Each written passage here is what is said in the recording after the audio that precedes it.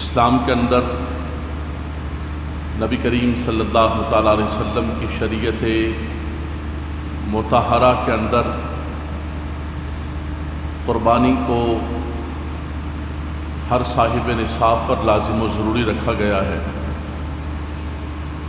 اور حضرات گرامی قربانی کی تاریخ اتنی ہی قدیم ہے جتنی انسانیت کی تاریخ قدیم ہے۔ رب کائنات نے فرمایا کہ وَلِكُلِّ أُمَّةٍ جَعَلْنَا مَنْسَكًا لِيَذْكُرُوا اسْمَ اللَّهِ عَلَى مَا رَزَقَهُم مِّن بَهِيمَةِ الْأَنْعَامِ، فرمایا ہر امت کے لیے ہم نے قربانی کو رکھا ہے کہ وہ جانوروں پر اللہ تبارک و تعالیٰ کا نام ذکر کریں اور اللہ تبارک و تعالیٰ کے نام سے جانوروں کو اللہ کے نام پر قربان کریں۔ جتنی انسانیت و آدمیت کی تاریخ قدیم ہے اتنی ہی قربانی کی تاریخ قدیم ہے۔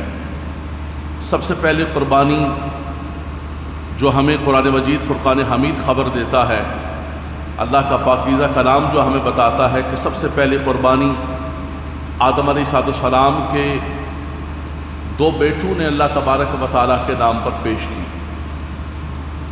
آدم علیہ السلام کے دو بیٹے قابیل و حابیل کے درمیان اختلاف پیدا ہو گیا نکاح کے حوالے سے کہ فلاں خاتون سے نکاح میں کروں گا، فلاں خاتون سے نکاح میں کروں گا۔ آدم علیہ السلام نے اللہ تبارک و تعالیٰ کے حکم سے انہیں فرمایا کہ قربانی کرو۔ فرمایا جس کی قربانی اللہ تبارک و تعالیٰ نے قبول کر لی وہ اس خاتون سے نکاح کرے گا۔ رب کائنات فرماتا ہے سورہ مائدہ کے اندر وَاتْلُ عَلَيْهِمْ نَبَأَ ابْنَيْ آدَمَ بِالْحَقِّ، تلاوت کیجئے، پڑھیے، بتائیے آدم علیہ السلام کے دو بیٹوں کی خبر حق کے ساتھ۔ اِذْ قَرَّبَا قُرْبَانًا فَتُقُبِّلَ مِنْ أَحَدِهِمَا وَلَمْ يُتَقَبَّلْ مِنَ الْآخَرِ، جب ان دونوں نے قربانی اللہ تبارک و تعالیٰ کی بارگاہ کے اندر پیش کی اور فرمایا کہ دونوں میں سے ایک کی قربانی کو اللہ تبارک و تعالیٰ نے قبول کر لیا، وَلَمْ يُتَقَبَّلْ مِنَ الْآخَرِ، اور دوسری کی قربانی قبول نہیں ہوئی، دوسری کی قربانی کو رد کر دیا گیا۔ آج تو میں اور آپ قربانی کرتے ہیں اللہ تبارک و تعالیٰ کے نام پر، جا کر جانور لے کر آتے ہیں، کوئی چھوٹا جانور لاتا ہے، کوئی بڑا جانور لاتا ہے، کوئی اس سے بڑا جانور لاتا ہے۔ کس کی قربانی قبول ہوئی حقیقتاً، کس کی نہیں ہوئی، یہ اللہ تبارک و تعالیٰ نے آقا دو جہاں صلی اللہ تعالیٰ علیہ وسلم کے صدقے ہم سب کا پردہ رکھا ہوا ہے، ہم سب کی عزتوں کا پردہ رکھا ہوا ہے، ہمارے سفید کپڑوں کا پردہ رکھا ہوا ہے۔ اگر معیار یہی قربانی کی قبولیت کا ہوتا جو آدم علیہ السلام کے بیٹوں کا تھا کہ اس وقت قربانی تب قبول ہوتی تھی کہ آگ آسمان سے آتی اور قربانی کو اچک کے لے جاتی، اب جس کی قربانی نہیں قبول ہوئی اس کو آگ نہیں لے کے جاتی تھی۔ اللہ تبارک و تعالیٰ محفوظ فرمائے، آج اگر ہمارا یہ ہوتا تو یہ بڑی بڑی قربانیاں اور بڑے بڑے کارپیٹ اور یہ بڑے بڑے میڈیا کے اندر جو شو بازیاں ہیں ہماری قربانی کی کہ میں اتنا بڑا جانور لے کر آیا ہوں، اللہ تعالیٰ محفوظ فرمائے سب پتہ چل جاتا۔ لیکن یہ پردہ ہے مَا كَانَ اللَّهُ لِيُعَذِّبَهُمْ وَأَنْتَ فِيهِمْ، یہ صدقہ ہے آمنہ کے لال صلی اللہ تعالیٰ علیہ وسلم، سبحان اللہ فرما دیجیے۔ تو فرمایا ایک کی قربانی کو رب تبارک و تعالیٰ نے قبول کر لیا اور دوسرے کی قربانی قبول نہیں ہوئی۔ اب قابیل کی قربانی جب قبول نہیں ہوئی تو اس نے کہا کہ لَأَقْتُلَنَّكَ، میں تجھے قتل کروں گا۔ اس نے کہا بھئی مجھے کیوں قتل کرو گے؟ قربانی رب تبارک و تعالیٰ کا کام ہے قبول کرنا، وہ جس کی چاہتا ہے قبول کرتا ہے۔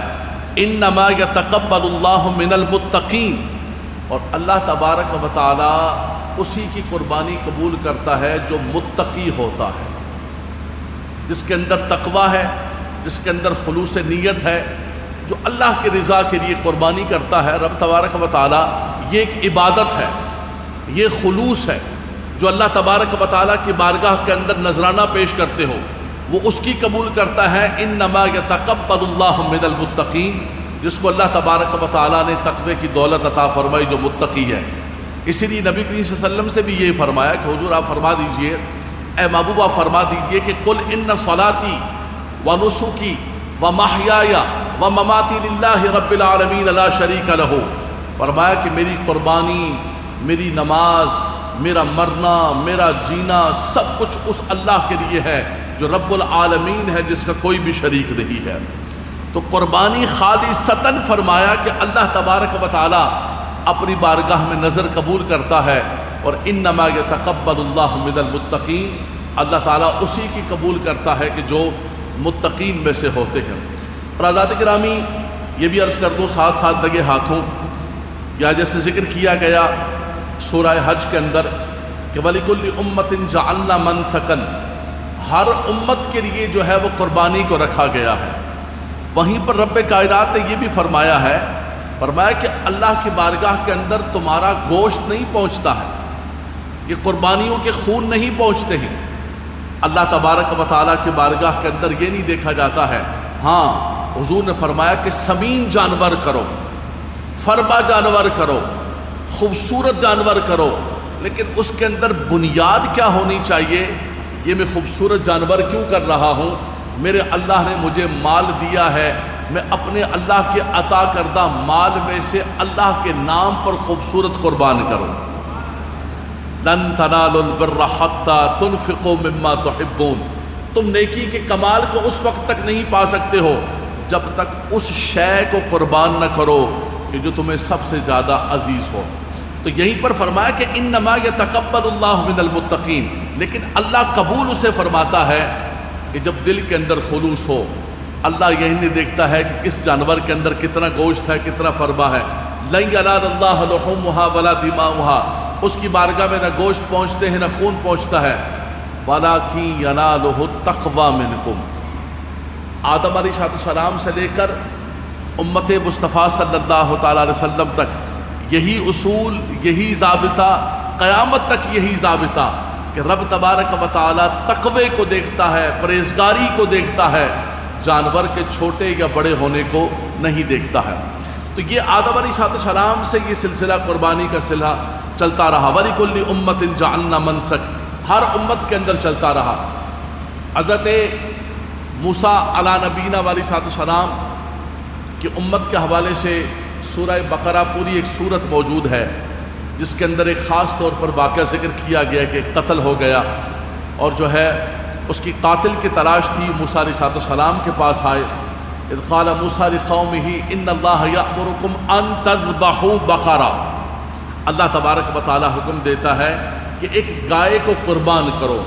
تو اس امت کے اندر بھی یہ قربانی کا سلسلہ جاری و ساری رہا، یہاں تک کہ چلتے چلتے چلتے چلتے یہ سلسلہ نبی کریم صلی اللہ تعالیٰ علیہ وسلم کی امت آخر الزمان کے اندر جاری و ساری ہو گیا۔ لیکن ہم جو قربانی کرتے ہیں اس کے اندر نبی کریم صلی اللہ علیہ وسلم سے خود پوچھا گیا، یا رسول اللہ صلی اللہ علیہ وسلم ما ہی الاضاحی، یہ قربانی کیا ہے؟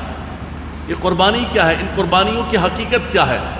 تو نبی کریم صلی اللہ علیہ وسلم نے یہ جو امت مصطفیٰ قربانی کرتا ہے اس کی اصل اور اساس کی طرف اشارہ فرمایا۔ حضور نے فرمایا سنت ابیکم ابراہیم، فرمایا یہ قربانی کیا ہے؟ فرمایا تمہارے جد اعلیٰ حضرت ابراہیم خلیل اللہ علیہ السلام کی سنت مبارکہ ہے۔ تو ہماری جو قربانی ہے یہ قربانی یاد تازہ کراتی ہے جو 10 ذی الحج کو حضرت ابراہیم خلیل اللہ علیہ السلام نے اپنے فرزند حضرت اسماعیل کی قربانی کی اللہ تبارک و تعالیٰ کے نام پر، اور انہوں نے ایک صبر سے کام لیا۔ دونوں کی قربانی کو اللہ تبارک و تعالیٰ نے دونوں رضا کے ساتھ، تسلیم کے ساتھ اللہ کی بارگاہ میں جھک گئے۔ رب تبارک و تعالیٰ نے اس قربانی کو ہمیشہ کے لیے زندہ فرما دیا۔ قیامت تک آنے والے مسلمان اس سنت ابراہیمی کو جاری و ساری فرما رہے ہو۔ حالانکہ خود آقائد و جہاں صلی اللہ علیہ وسلم مدینہ منورہ شریف کے اندر 10 سال تک رہے، اور حضور علیہ السلام نے قربانی فرمائی۔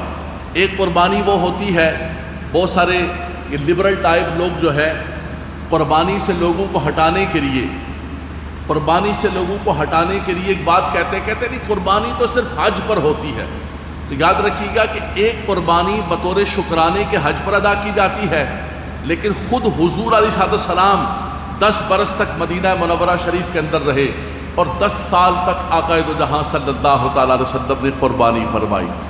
تو وہ قربانی شکرانے حج کی ہوتی ہے، اور یہ قربانی جو ہے یہ ہر صاحب نصاب مسلمان اس کے لیے قربانی کرنا لازم و ضروری ہوتا ہے. صاحب نصاب کون ہے؟ زکوٰۃ کا صاحب نصاب ہے. ایک صاحب نصاب وہ ہے کہ جس پر صدقہ فطر ادا کیا جاتا ہے، لازم ہوتا ہے وہ ادا کرتا ہے.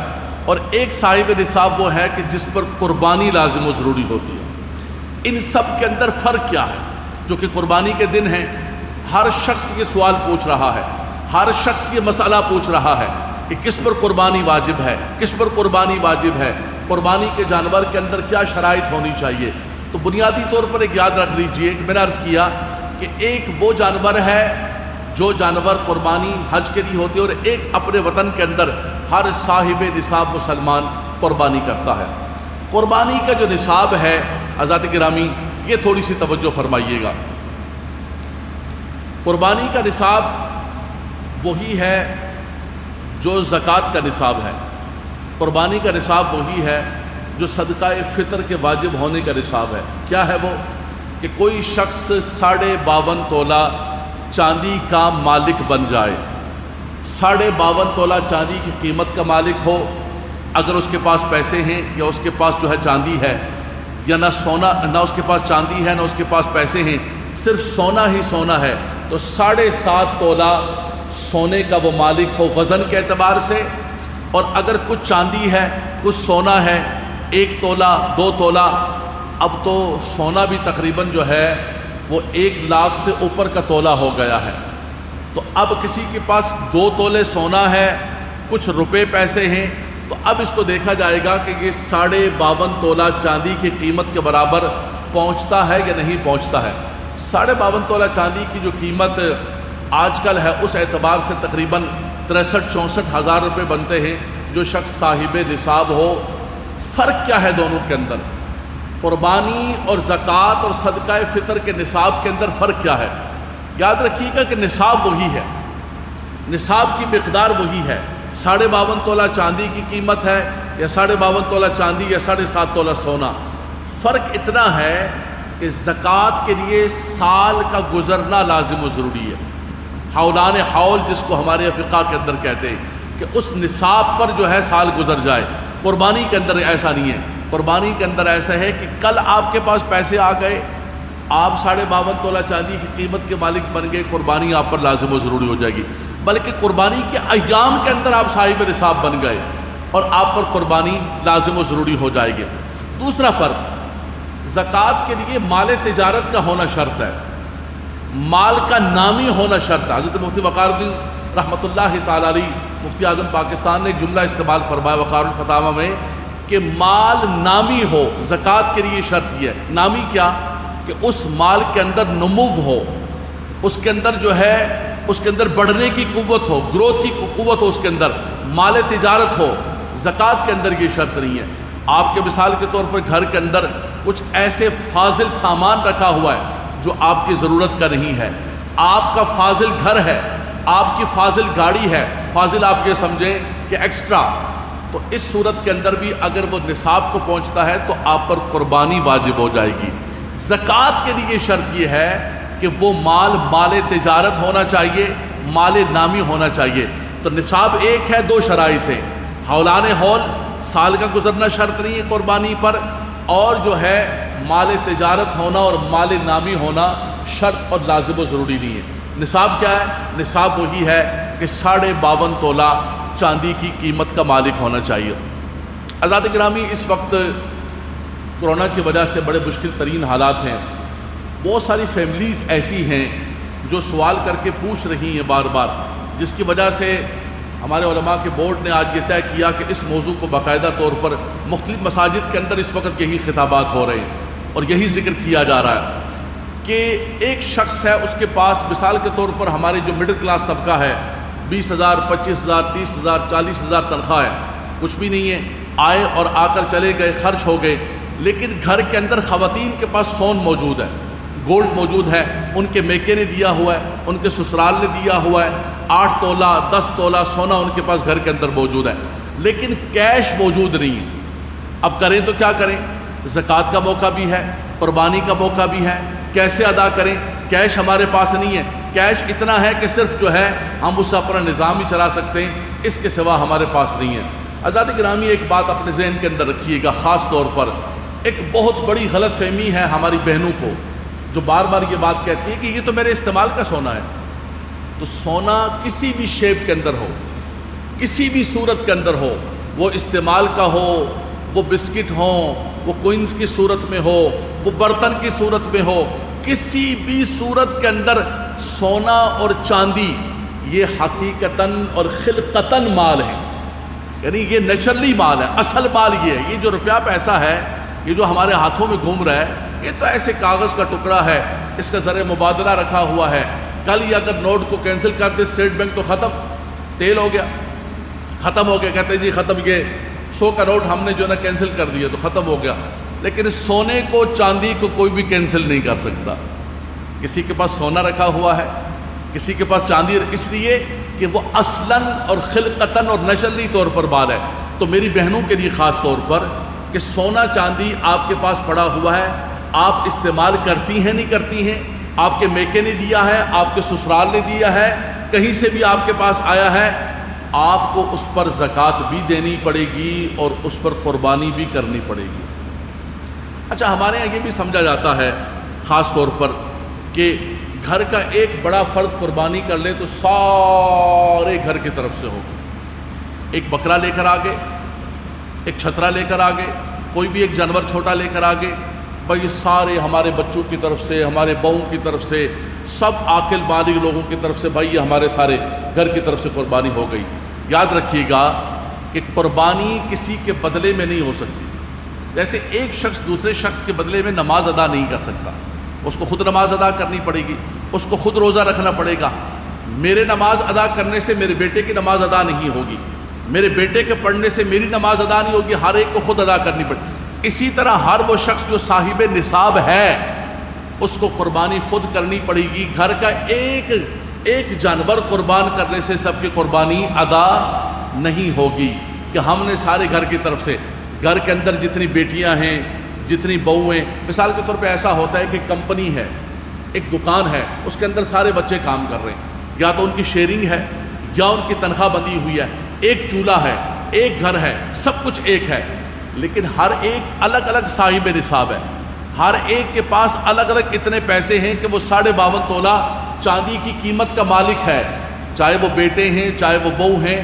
تو یاد رکھیے گا کہ ہر ایک کو الگ الگ قربانی کرنی پڑے گی، یا پھر ایک بڑا جانور لے کر آ جائیں اور وہ سارے گھر والے اس کی طرف سے جو ہے 7 حصے کر لیں اور 7 حصوں کی قربانی کر لیں، 7 حصے کر لیں، 4 حصے کر لیں، 3 حصے کر لیں، اس کو بس ایکول ڈیوائڈ کر لیں، اس کو تقسیم برابر کر لیں، باقی جتنے چاہتے ہیں آپ بڑے جانور کے اندر 7 سے لے کر 1 تک جتنے بھی چاہیں اس کے حصے کیے جا سکتے ہیں۔ لیکن یہ نہیں ہو سکتا کہ چھوٹا ایک جانور کیا اور آپ یہ سمجھیں کہ سارے گھر کی طرف سے ادا ہو گیا۔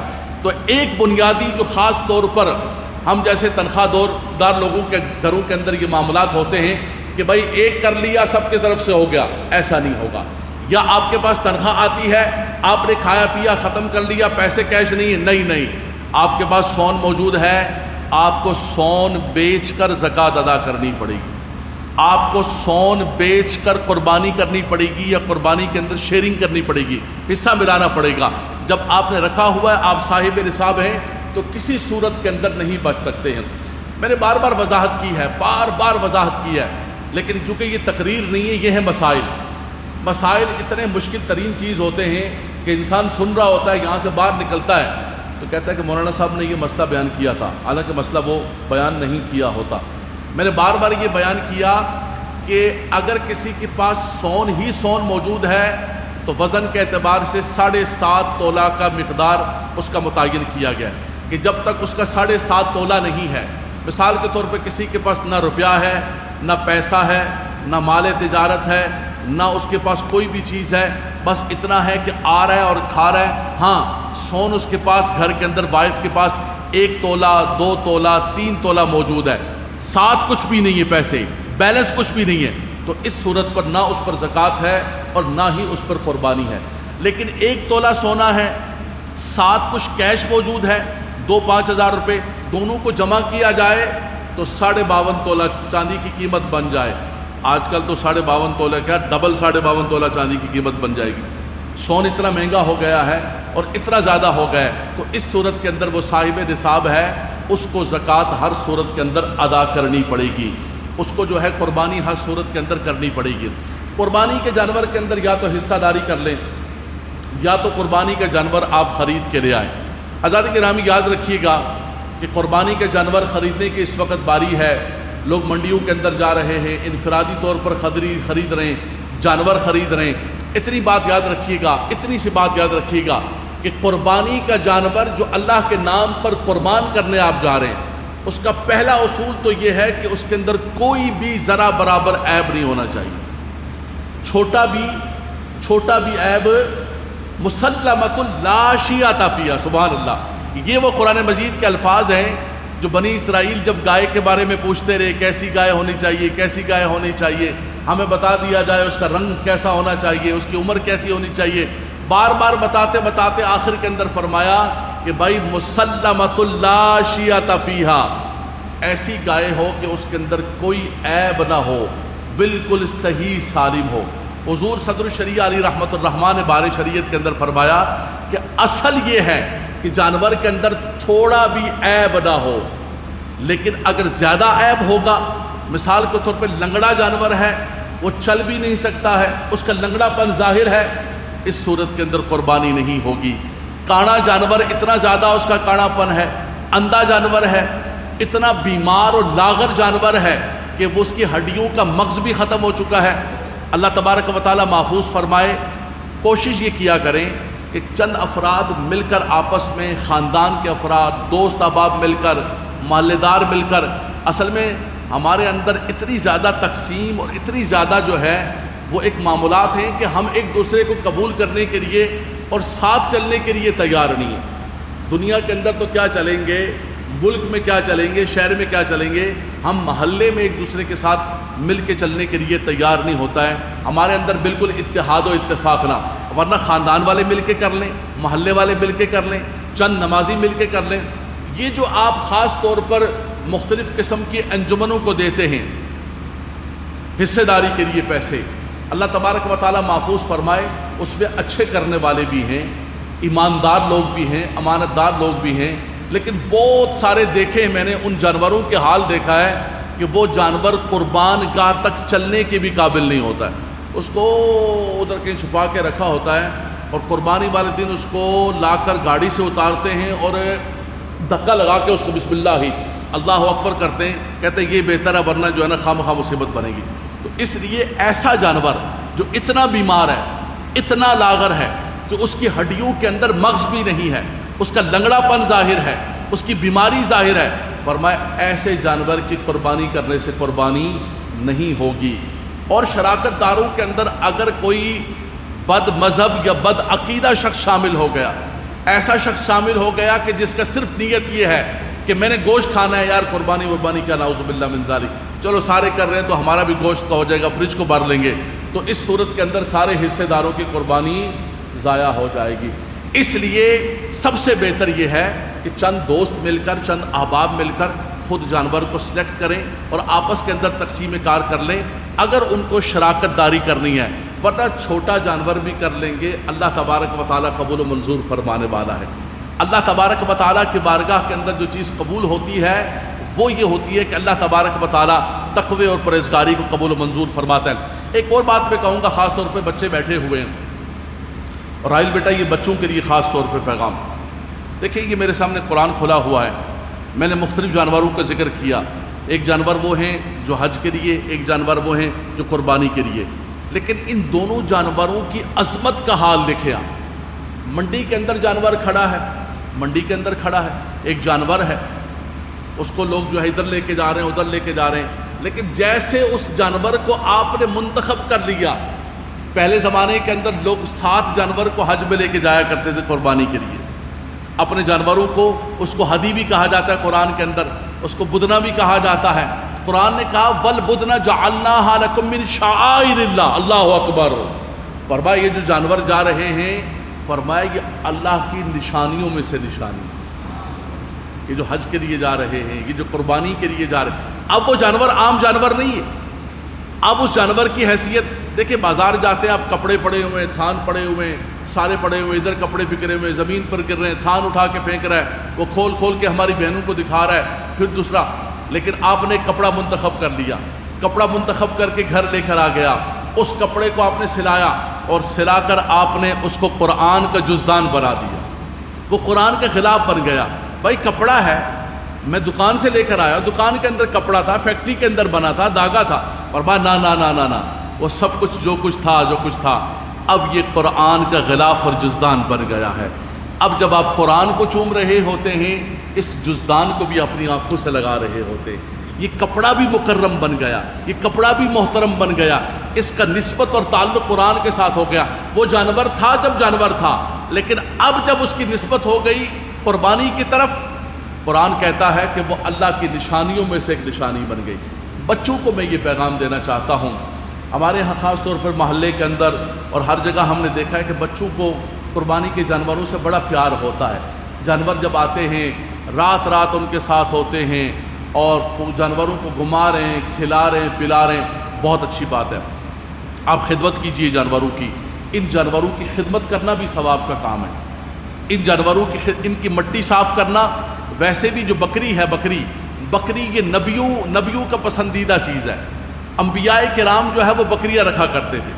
حضرت موسیٰ علیہ السلام کے بارے میں خاص طور پر فرمایا، جب رب کائنات نے فرمایا وما تلک بیمینک یا موسیٰ، اے موسیٰ تیرے ہاتھ میں کیا ہے؟ تو انہوں نے فرمایا ہی عصای اتوکأ علیہا واحش بہا علی غنمی، میں بکریوں کے پتے توڑتا ہوں. نبی کریم صلی اللہ علیہ وسلم نے فرمایا کہ بکری کے ساتھ محبت کیا کرو، بکری کی اس کی جو مٹی ہے اس کو صاف کیا کرو، اس کی خدمت کیا کرو، کہ یہ نبیوں کا مال ہے، یہ نبیوں کے جانور ہیں، پسندیدہ جانور ہیں. تو بچے کی جو خدمت کرتے ہیں، میں ان بچوں کو اپریشیٹ کرتا ہوں کہ بہت اچھا ہے بیٹا، آپ ان کو کھلائیے پلائیے، ان کی خدمت کیجئے. لیکن یہ جو آپ گلیوں کے اندر ریسنگ کر رہے ہوتے ہیں جانوروں کی، یہ جو جانوروں کے لے کے آپ بھاگ رہے ہوتے ہیں، فقہاء کرام نے فرمایا کہ ایسے جانور سے تمتع نہیں حاصل کر سکتے. اس کا اون اتار کے استعمال نہیں کر سکتے آپ، اس کا دودھ استعمال نہیں کر سکتے، اس پر سواری نہیں اب تمتع نہیں کرنا اس سے. اب یہ جانور قربانی کے لیے وقف ہو گیا. تو بچوں کو ایک چھوٹا سا میسج ہے، ابھی جانور آئے نہیں، آنا شروع ہوا آہستہ آہستہ.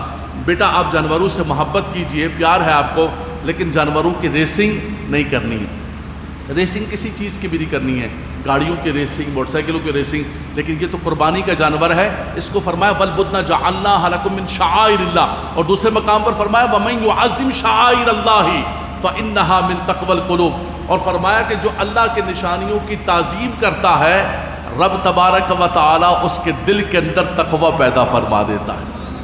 تو میں رب تبارک و تعالی سے یہ دعا کرتا ہوں کہ جتنے مسلمان قربانی کر رہے ہیں، اللہ تبارک و تعالی سب کو برکتیں رحمتیں عطا فرمائے. اور دوسرا خاص طور پہ میں کہوں گا کہ چونکہ ملاقات نہیں ہو پا رہی ہے، تو جن احباب نے قربانی کے حوالے سے مسائل پوچھنے ہیں وہ مجھے واٹس اپ کر دیں.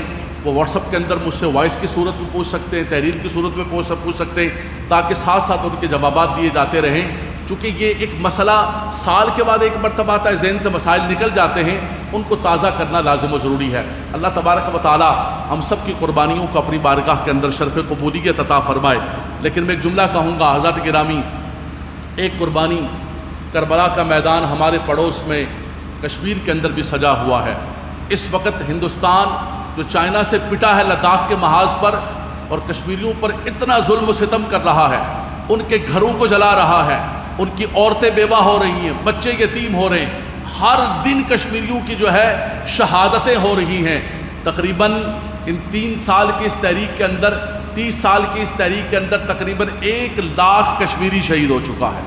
حضرات گرامی یہ وقت ہے کہ ان مظلوموں کے لیے آواز کو بلند کیا جائے، ہر سطح پر آواز کو بلند کیا جائے کہ کشمیر کے مسلمانوں کو آزادی عطا کی جائے، ان کے ظلم کی اندھیری رات کو ختم کیا جائے. اللہ تبارک و تعالی مسلمانوں کی مدد فرمائے، فلسطین کے مسلمان، کشمیر کے مسلمان، افغانستان کے مسلمان، شام کے مسلمان، عراق کے مسلمان، برما کے مسلمان، لیبیا کے مسلمان، یمن کے مسلمان، ہندوستان کے مسلمان، کس کا نام لوں میں، کہاں کا نام لوں، جہاں دیکھو مسلمانوں پر ظلم ہو رہا ہے۔